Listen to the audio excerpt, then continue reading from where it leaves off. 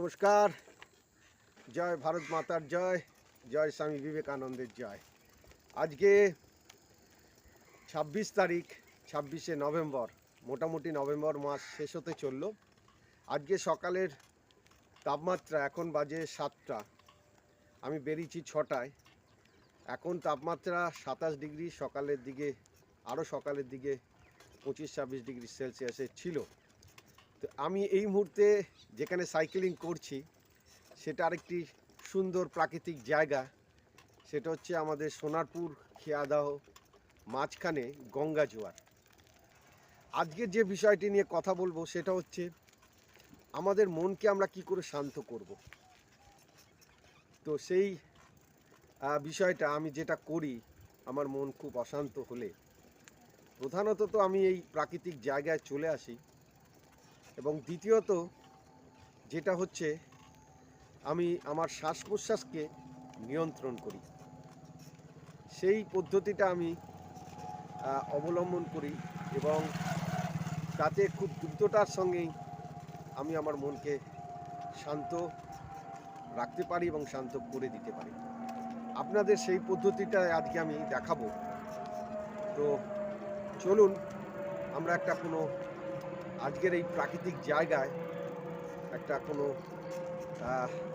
আর একটু নিরিবিলি একটু গাছের নিচে আমরা কোথাও বসি। বন্ধুরা, সুন্দর গ্রামীণ রাস্তা, আর এখানেই দেখছেন অসংখ্য তালের সারি, তাল গাছের সারি রয়েছে রাস্তার পাশে।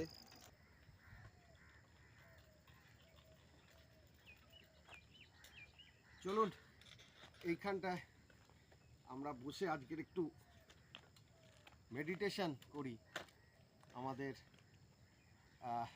শ্বাস প্রশ্বাসটাকে নিয়ন্ত্রণ করার চেষ্টা করি। এখানটা একটু আমরা বসবো, খুব সুন্দর জায়গা।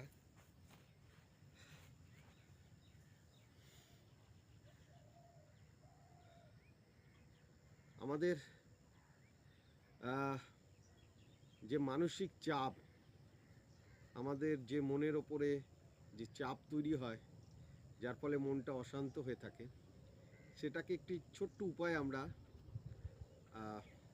নিয়ন্ত্রণ করতে পারি, যেটা আমি করি। অনুগ্রহ করে বন্ধুরা এটা কোনো জ্ঞান হিসাবে নেবেন না।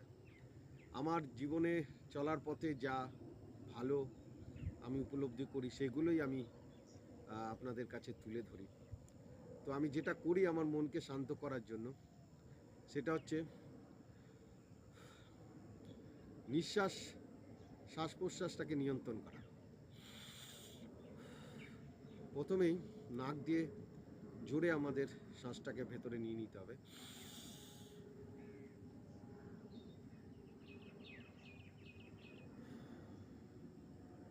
এবং 2 সেকেন্ড সেটাকে আটকে রেখে আবার সজোরে মুখের থেকে সেই শ্বাসটা বার করে দিতে হবে।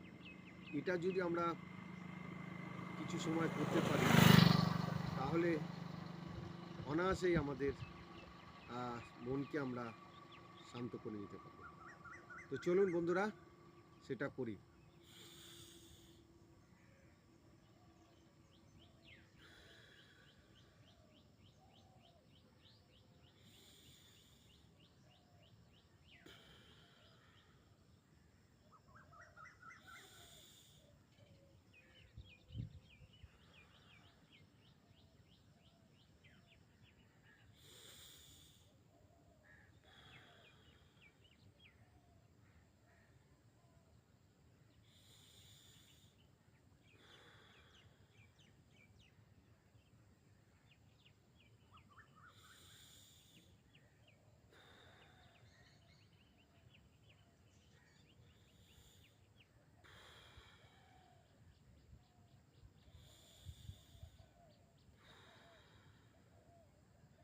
এটাকে সাধারণ বলে ব্রিদিং এক্সারসাইজ, শ্বাস প্রশ্বাসের ব্যায়াম।